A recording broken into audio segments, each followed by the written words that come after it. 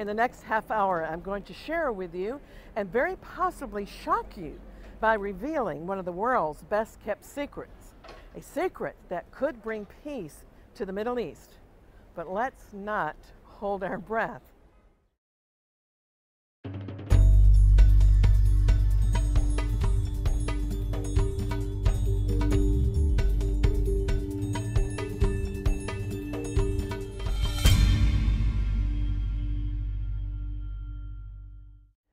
Hello, I'm Christine Darg here in Jerusalem, and with me is Tzvi Misinai, an Israeli researcher and author who claims that genetically, and even if they are loath to admit it, up to 90% of all Palestinians who live here in the region are actually descended from the Jewish people. If that can be factually proven, then this land, over which there has been so much warfare between Arabs and Jews, does not belong to two warring peoples, but to one people, the descendants of the people of the land of Israel. Tzvi, you are one of the bravest persons that I know because you're going around in a lot of Palestinian areas as an Israeli and telling these Palestinian Arabs that they are Jews. How is that going down? Yeah, first, the issue of the origin is an important issue for almost every Arab. And once you discuss it seriously with them, you cannot be an enemy. Maybe in some extreme cases they don't want you, but it never becomes an issue of violence. That's number one. For example, there was only one place that a person from the Muslim movement in Rahat told me, you are not wanted here. But everybody else in the same place told me, stay, stay. So I started discussing with him, and he didn't have too much to say.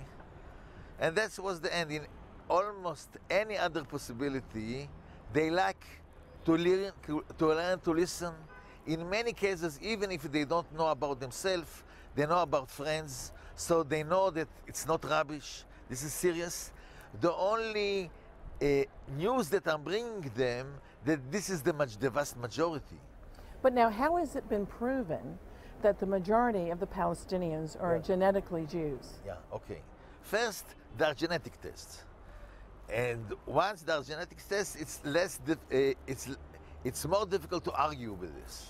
That's number one. But number two, when I name the families, and they cannot deny it, they know some of these families, they know some other families, they don't find any mistake. For example, we spoke with the relative of Saeb Barakat, and she told us that they know that this is a tribe, Bedouin tribe, ex-Bedouin tribe from Abu Disr in Jerusalem. And they know about their Jewish origin. So I've written it down in the booklet, in all the languages. And then my book has arrived in Arabic to Jordan, and a delegation from Jordan came here to speak with him. And I asked him, is it true that your origin is Jewish? He said yes. Is it true about the other families? He told them, I don't know about all the families. There are a lot of families here, but those that I know, it is true. So they asked him, do you want the one state, one nation solution, one people solution? He told them no, or told them no. We want the two state. So the Jordanian asked him, why do you want to stay? Do you want to continue stealing? This was the action, but in general, we know that the entire, or almost everybody in the PLO leadership know about my work, but they have many reasons. It's mainly money given to them by the West not to follow this direction. Well, now, if it has been proven that the Palestinians are genetically Jews, not only by their names, but also by some of their customs, what are some of the customs that as you go around, you're still seeing in Arab homes? Homes that they're not really Arabs, they're Jews. There are Jews, or originally Jews, under Arab culture influence. in many of the cases. Some cases they have more Hebrew or Jewish influence, a secular influence, than Arab. But in general, they have sometimes less, sometimes more of the Arab culture. Like candle lighting, for example? Now, what do we see? Today, you don't see that much. For example, I mentioned it before. Somebody told me he was in his house, the father of the Jordanian commander of the Air Force. He has tefillin in his home. He has tefillin. Yes. Which are phylacteries. Yes, phylacteries. And explain what these are for not everybody in our audience knows about these things for prayer. This is supposed to be leather boxes that there are small prayers there inside. There's one for the hand, one for the head. Most of the time they use only the one, they know to use only the one for the head because it is simpler to use. And they use it against headache. And even if they don't have the phylacteries, they will take some stripe of cloth and close it around the head and then close it with some key like this to press the head strongly, and after this they forget their headache. So really, these Palestinians, these Jordanians, Bedouins, even Syrians, and Syrians are using tefillin, yes, phylacteries, to cure headaches because it's something that has been passed down in their family, and they know it's connected with God, but they're not quite sure what they are? No, not all of them know to what it is connected. Sometimes some people think that this is just a simple remedy, but those that have the original know what it is. Most of them don't have the original because it blows away. I mean, the amortization of this, it keeps for 50, 100 years, and then it is gone. For example, one that we found in Yatta was covered with stripe of cloth in order to keep it, to conserve it, and initially the person that had him didn't know that there's leather there. By coincidence, you've seen the leather appearing out of it for a bit, then he understood that this is really leather. That's one case. We have another case in Ramallah. We have another case in Rahat. There is, in a famous family in Hebron, there are a couple of those.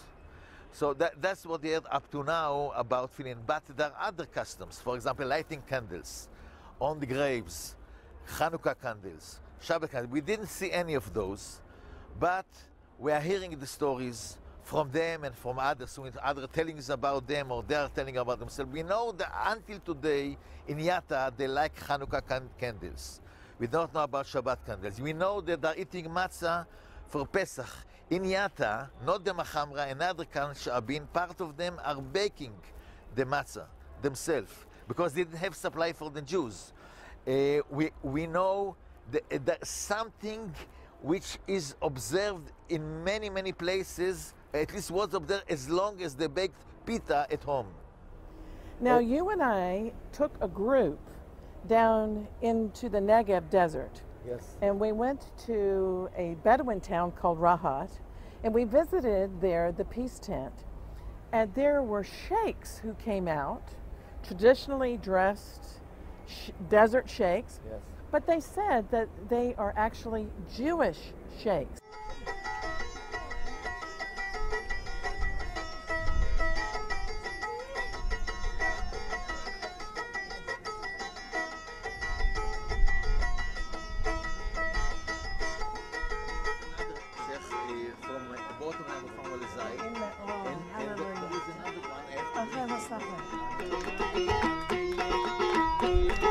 In the name of Jesus and in the name of the God of Israel, for the protection of our brothers Tzvi and of our brothers the sheikhs and all of the brave men and women of Rahat.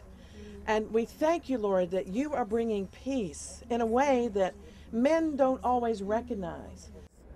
Now, how is it that you have discovered these people? Because actually, here we are up in many decades that have passed since the founding of the State of Israel. And the first Prime Minister of Israel, David Ben-Gurion, knew that the Palestinians were Jews. But how come no one has been hearing about this until you came along, Tzvi, and started to do research and really popularize this movement, the engagement movement.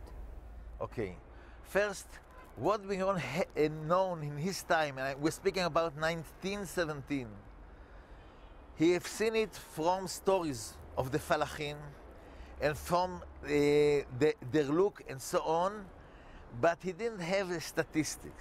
And he did have a proof that the stories are real, despite that there have been many stories by Bedouin and Falachim and so on. Only now that we have genetic tests that prove it, we can show it scientifically that this is not a fantasy of somebody. Despite the fact that these people are normally not lying about their origin. They can lie about everything, not that much about their origin. They can lie about the religion. That's what they've done here for 1,000 years, almost. But about origin, it's not, very rarely you can find lying about the origin. But now how, Tzvi, are you, by the grace of God, going to convince the Palestinians and the Bedouin not to be afraid to come out of the closet, so to speak, and say, we are Jews and we want to be joined with the state of Israel so that we're not fighting, but we can go for it? Okay. How can this fear be overcome? Yeah. First, many Bedouins said it for a long period. Bedouin within the Green Line said it, but the Jews didn't react to it seriously. Ben Gurion sent in '56 Moshe Dayan to do something about it, but it failed for some reasons which is not important now. Moshe Dayan knew about it as well. We just recently discovered. When the Sheikh Jabri of Hebron died, in his funeral, Moshe Dayan wept. Unbelievable. And we know why he had this knowledge. We just heard it even yesterday. We heard it. In any case, the situation is that these people, once we started with the Oslo process, which was a major mistake, it looks like a major mistake, and it is a major mistake, but we brought them what presumably they wanted. And they have seen that this is the last thing that they want. They have seen Jordan, and we are speaking now on Judea and Samaria. They have seen Jordan. It was not the worst, but once they've seen Israel and the progress and the freedom and the prosperity, relative prosperity then, they preferred Israel on Jordan. The Jordanians didn't let them study in Jordanian universities. So once we brought them, these crooks and terrorists from Tunis, they are cursing the day that this happened. They don't want a Palestinian state. This is their biggest nightmare. They just want to be with us, to go to Tel Aviv, to work anywhere because there's not enough work there, and to enjoy life.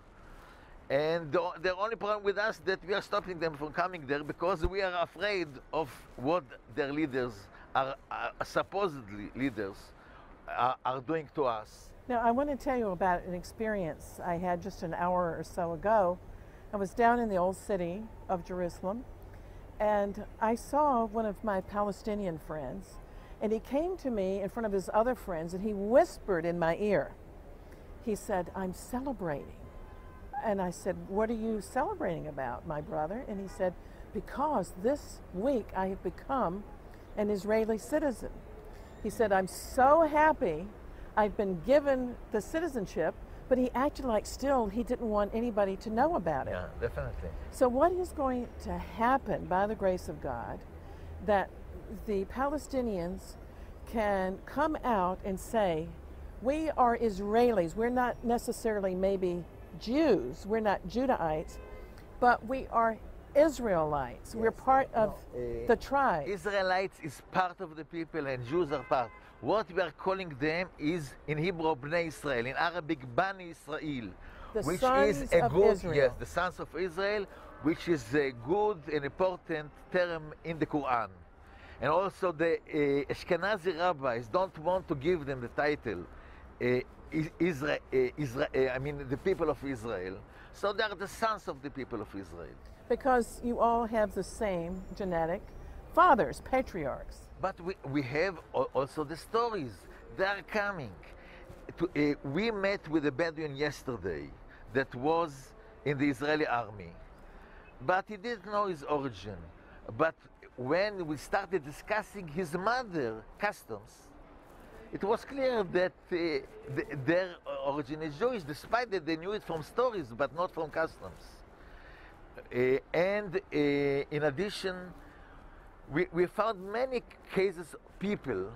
For example, a month ago, we found a terrorist that spent 14 years in jail for terror in Arabe. And we started discussing.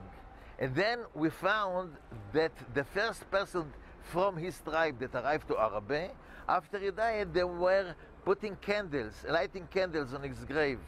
So on the spot, we discovered that they are of a Jewish origin. And he also discovered that he spent 14 years in a jail. Just for nothing. For being a terrorist against his own flesh and blood, so to speak. Yes. What a tragedy. So definitely. You are being used, I believe, by God in a prophetic role to help bring about unity that's necessary when the tribes start returning home, because we know, according to Bible prophecy, that the lost tribes will come back. And I saw a very fascinating documentary on your work, Tzvi, in which a member of the rabbinical council here, called the Sanhedrin, actually made a statement. Here was this rabbi with a long white beard saying, we have been looking for the lost tribes in India, and why haven't we been looking in our own backyard? But you've been doing that. Yeah, let me So tell how you, much progress have you made? Oh, first, we have now the majority of the Palestinians in Judea and Samaria supporting us. We have many among the Israeli Arabs that support us, among the Why aren't we Bedouin. hearing this on the news? If that many people I will are tell supporting you. First, the situation is like this. I spoke with the media many times. I asked them, why are you not writing about it? So they told me, we gave you some chance, we heard about it, but until the politicians are not speaking about it, it's not an item. It's a nice study, a nice story, but it's not an item. So we appeared in many places, but they cannot repeat the same story again and again. But God willing, in a few months they will hear more. In any case, we are progressing towards the government, coming from different directions to different ministers. And they are hearing more and more. And such a revolution, it takes time for them to hear and for the information to sink down and to be accepted. Now, it's generally believed that about 2,000 years ago, the Jewish people were exiled out of this land. But although there were many who were exiled, still there were those who stayed. Definitely. And many of those were pushed into a conversion of Islam, but they didn't really convert in their hearts to Islam. It was because of their love of the land that they stayed. And so many of these people today are Arabic-speaking Palestinians and practicing Muslims, and some maybe not practicing. But genetically, to recap what we've been saying, they are actually Jewish or from the northern tribes? Yes, there are some. I can tell you what we know of the various tribes here in particular. But about practicing Islam, let me tell you that the majority of the Palestinians are what we are calling traditional. They are not religious and they are not secular, because they want to mingle, to be like everybody. And that's the easiest piece. The secular is even easier, but there are not as many. And the religious, we don't expect most of them to convert. They will stay Arab Muslim, and we'll have a minority here of Arab Muslims. It's not a disaster. Actually, this will be the base for bringing here tourists from the Muslim world. which is very important, so people can make living here. Now, what about freedom of religion under your plan called the engagement movement? Because under your plan, the Jewish people and the Muslims and the Palestinian Christians can all live together with freedom of religion. And where else would you get that in the Middle East? You wouldn't. The first principle of humanity should be freedom before democracy. Freedom is more important than democracy. What the West is doing now in trying to change the Arab countries, to move them from some dictatorship or tyranny to democracy, will not be successful, just because the problem of the Middle East is even not freedom. The problem of the Middle East is ignorance, illiteracy. This is the problem, and this is why democracy cannot be successful. This is why there is extreme Islam, because most of the fanatic cannot read or write, or at least don't like to read and write, and they will listen to what all the extremists will tell them. So the first thing that we have to correct in the Middle East is the issue removing the ignorance and the illiteracy. And we have some plans about it that we'll do together with the Palestinians to improve the entire situation in the Middle East.